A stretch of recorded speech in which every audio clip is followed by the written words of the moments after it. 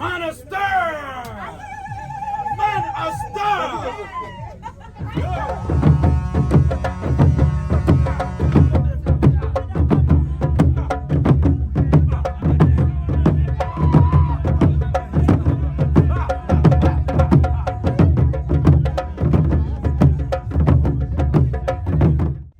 Nze Ronald Mayinja, tebampita naye nze Ronald Mayinja.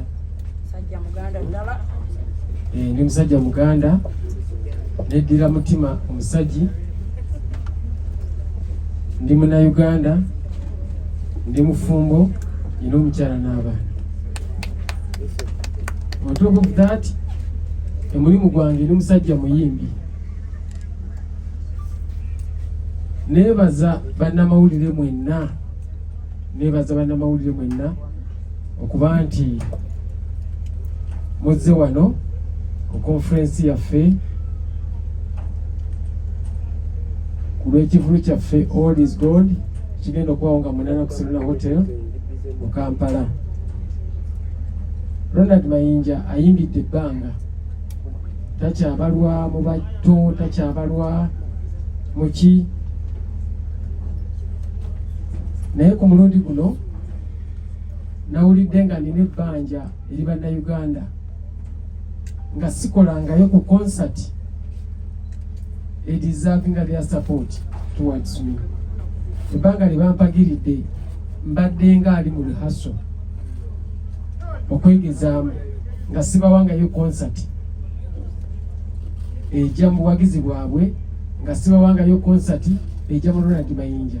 Lwekyo ng'ennaku z'omwezi 8 omwezi ogwokusatu Women's Day nasazeewo okuba nti enkola concert eyo ejja mu Ronald Mayinja ne mbalabibe. Bw'okola bw'okola ekintu ekisanyusa omukyala oba okoledde eggwanga lyonna.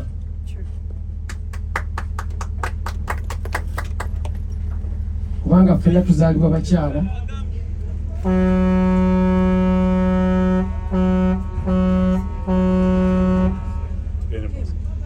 N'olwekyo Women's Day concert eno gye tugenda okukola nagiwaddeyo ku lw'abamaama ababonaabona ku mirimu gye bali, ababonaabona mu bufumbo mwe bali, abayita mu mbeera ezitali zimu. Nina ennyimba nnyingi ze nnyimbye, ezimu nga zikwata ku mbeera yaffe eya bulijjo, ezimu ku mikwano, ezimu ku ddiini n'endala bwe zityo. Zonna njagala nzigyeyo background w'ennyimba ezo ku lunaku olwo nga 8. Manyi nti abantu abali wano mwenna temundabangako nga nnyimba. Mugenda kundaba nga 8. Era nkitwala nti ebbanga ababadde bandaba nga nnyimba, awo mbadde ngatta nnyimba. Naye bw'oba onookola show sooka n'ogatta ennyimba. Kati nga 8 ennyimba ezo zigenda kutandika okukolanga mu shows, era mujja kuziraba. Manyi nti shows endeeta zigenda kukyusa endaba ya art mu Uganda. Bwe tutandikira we tugenda nga tudda mu maaso. N'ekyo bannamawulire mbasaba tureportingenga positively naddala ku industry, ku music industry ya Uganda, kubanga bituteekayo tebikyali byaffe ffekka nga ggwanga, wabula bivuganya n'ensi ezitwetoolodde. Tebikyali byaffe ffekka nga ggwanga. Essaawa eno bw'okola show Omunaggana agiteekamu n'agambye Uganda bakoze bwe bati. Bw'okola show Omunigeria agiteekamu. Kino kye mukola omuntu bw'alaba bannamawulire abangi nga mmwe agamba ate Uganda batususseeko. Era n'alisabye singa waliyo ate naffe atukwatira bannamawulire bano. Namwe mubakwata otyo. So that tubasigaza na kino kifaananyi kirungi. N'ekyo tutumbule music wa Uganda okumujja wano okumuzza waggulu. Mwebala okunwanirako okuba nti Ronald Mayinja making this show a success. Mwenga bwe muzze, thank you. mwenga bwe muzze manyi n'abatulaba bagenda kujja mu bungi.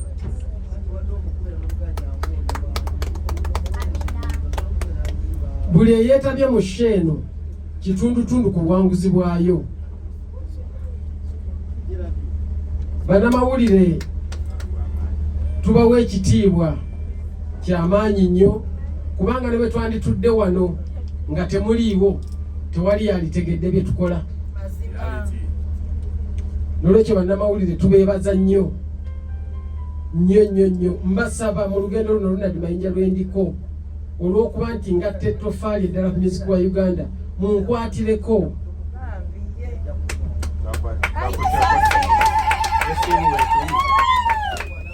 Munkwatireko tutuuse olugendo luno. Music omutandika bw'omu naye tomusobola bw'omu.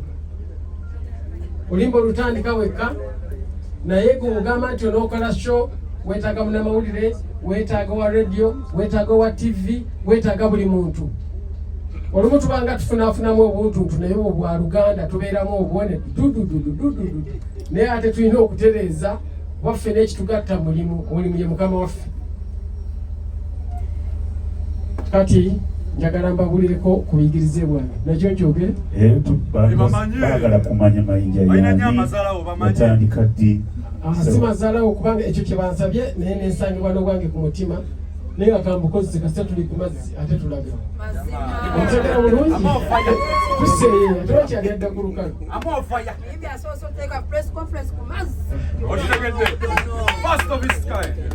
Ronald Mayinja yazaalibwa Mpenja Mugomba. Yazaalibwa mwaka gwa 1976.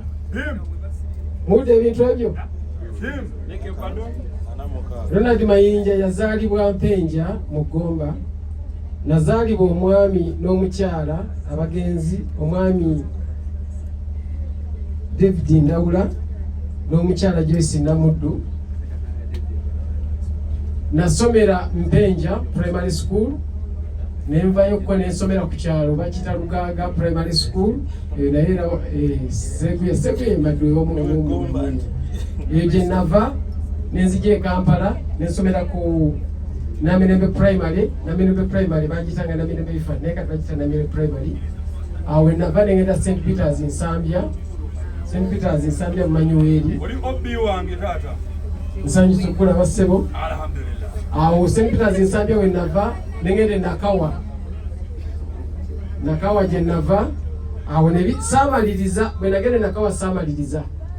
Nentandika ebidongo nenkuba ebidongo nga binzunza binziza eri. Kati ate bwe mmala okusetolingamu nga byonna mbirabye nenzirayo Makerere University. Eno Makerere University nzizayo nga ndi musajja mukulu ddala omukyala n'abaana. Juzi wano baatiikidde 2019. Zitya. Nekolayo degree ya social sciences. Ya mbeera z'abantu. Kumanya mbeera z'abantu.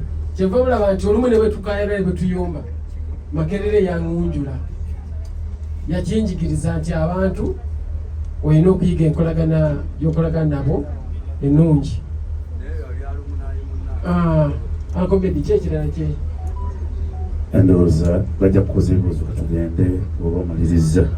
Sofa byebyo okujjako nga bwe tuli mu kadde akaffe anayagala anaaba ko kyambuuza. Saawa ne beetuuse kama ebibuuzo mukkirize bassebo ne bannyabo. We're talking about the show. Tujja okubeerawo nga munaana. Serena. Our guest of honor today. So kababuuzeeko then nja kwogera ebirala. Munyofu mukulu ye Moureen Nantume alwadde ne Mayinja. Nyabalirako eri abantu bano.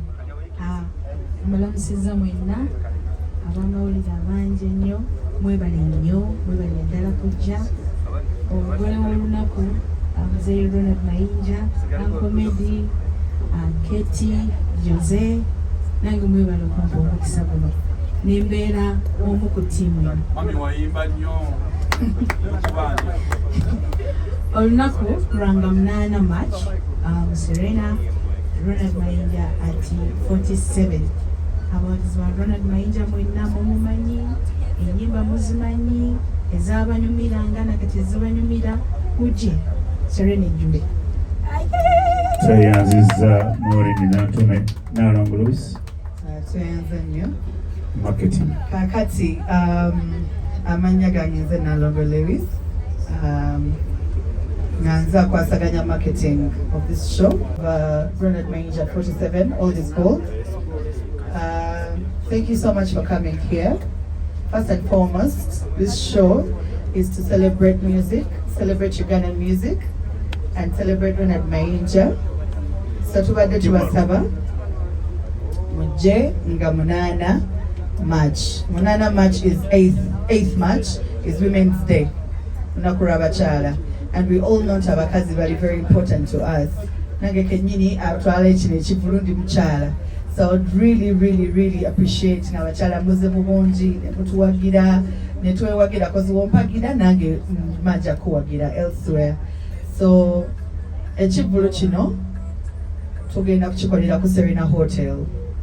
Mwena mukimanyi experience ebeera mu Serena tebeeranga experience ebeera outdoor.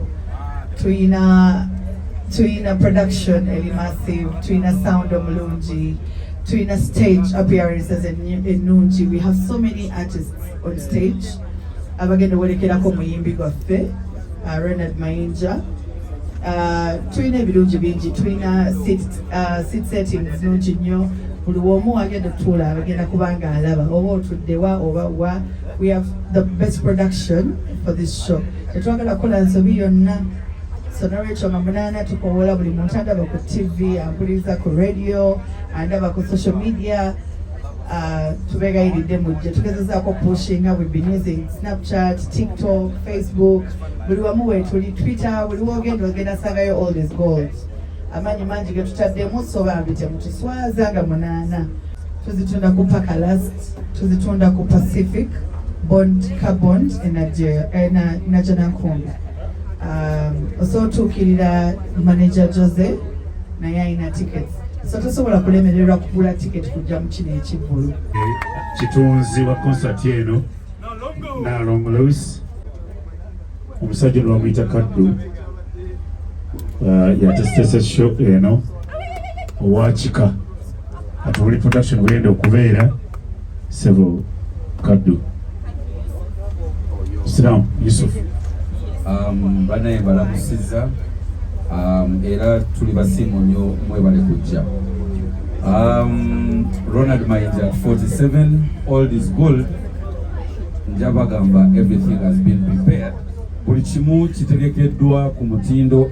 Anything to do with production Mayinja ayina kye bayita makeover. Yasazeewo oba yasalawo agende professional. Tiimu nga mugirabye mumanyi Naalongo kyakola ababuulidde. Expectation ya Naalongo, we don't joke. So tubegayiridde nnyo abantu mwenna gye muli, please mujje tulabe show eri professional, show rehearsing kwewereddwa obudde, efunye investment entuufu, ate show nga ya buli muntu. Mumanyi Kaddu and what Chika can do, mumanyi what Naalongo can do. When you see media omanyi kitegeeza, olaba Keti omanyi kitegeeza. Bakayimba Island Road ne necklace. Nawe tozenda okunyumyamu akayimba Island Road ko kankwatako unasonyi okwogera kino kanyumire tule okay. Kati lumu mbandi ku radio mpuliriza nnyo speech za Ssaabasajja Kabaka naye yali lubaga awo ng'asaba, yali lubaga mu Kereziya gyenzijukira. Naye yali amaliriza ebigambo bye n'agamba naye mwebale naye nange munsabireko. Ekintu ekyo nno kimu kyannuma, teyayogera birala naye yagamba mukole ki? So ne ŋŋamba Bemi come out with so kakati akayimba necklace. Edda nze nasomeranga mudde ne waliwo akawala kakwano kange nga walaba kano ka Moureen. Muwulira ebigambo ebyo ko kaalinga mu kisulo. Kati kaba kaddawo mu kisulo nga nina ekirowoozo tibajja kantwalako. Akati naye nkayimbira akayimba nga nali oluyimba necklace nali luyimbidde omuntu omu bamuyitanga Julie no.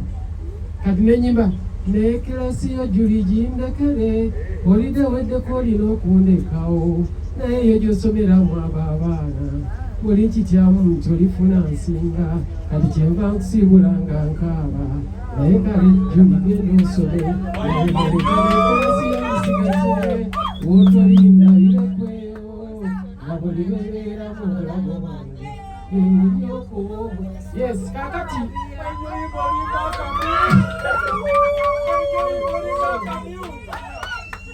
mbagenda kafulumya mu mbeera eyo lumu nenyumyako ne Aunt Maria Munagire nangamba ebintu bijja mu levo y'essomero oluyimba lugabe buli omu lukole lumukwateko so nenkyusa nevamu ekifaananyi ky'essomero nenkigaziya so akayimba Necklace bwe katuwekaje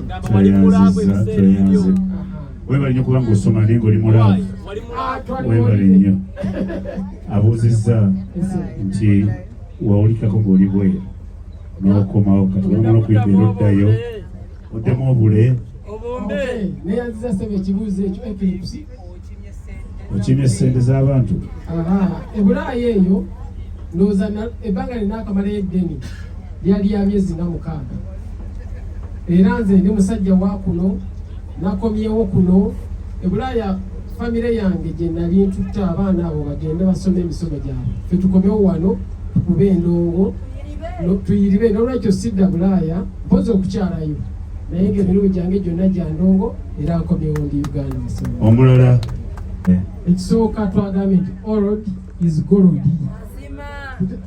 oba tugambe obukadde amagezi oba kiki ofuna bulungi ekyo nakirowooza neŋŋamba kati kapyaki bannamawulire bano balabye ebintu bagenze tuba tute mu zikonferensi kikye mutanalaba neŋŋamba akati akapyaki gano amaato gajje tubeere ffenna wamu tunyumize ku lyato n'olwekyo nalowooza ekifo ekipya ndowooza kyekino ekimu ku byo ekibadde tekinnaba ate kubaawo n'abala bajja kitandika tetukisoose n'abala bajja kikola tweyanziza ekyomukyala ebyo bijja kuba the surprise zaffe ziri wali mu show zojja okulaba Moureen Mayinja ekijja kijje so ketiimwa gavumenti tweyanzidde invited okujja okubeererawo omuyimbi munnaabwe Ronald Mayinja abamu ne batasobola gwe ngaasobodde njagala otuwe ku brief background oba enkolaganayo Ronald Mayinja okusonako olwaleero beewuunya okuba nti weewaddeyo n'ojja nga tebazze batya amazzi nze bagambe batya amazzi gwe kiki ennyo enkolagano ne Mayinja Ronald sewandiyonza kuba ono mukama wange muzeeyi wange mbadde naye mu Eagles Production nembeera naye mu Golden Band ndowooza essimu ebeereemu egamba Moureen jangu tukole kino tewali kugamba nti ate kandabe ono mukama wange tweyanziza amawulire enkolagana yange ne muzeeyi Ronald Mayinja kuviira ddala mu Eagles Production najja mu Eagles mbadde nkolamu emyaka gyonna gye nnimbidde ebbandi mwe natandikira ndowooza yeyo enkolagana yaffe okubeera nti mukama wange oyingira ddi mu Eagles nayingira Eagles mu 2024 mirimu olongo ovaawa mu katale kaawa ova waka okay Sky Soldier live gurupu yaffe oba bandi yaffe ekyaliwo kapyata Golden Band kapyata only that nafunamu olugendo awo olutaalina nentambulamu naye kenakomyewo katuve mu show yaffe ya Serena nga 8 March ate tutandikire we twakomesera tweyanziza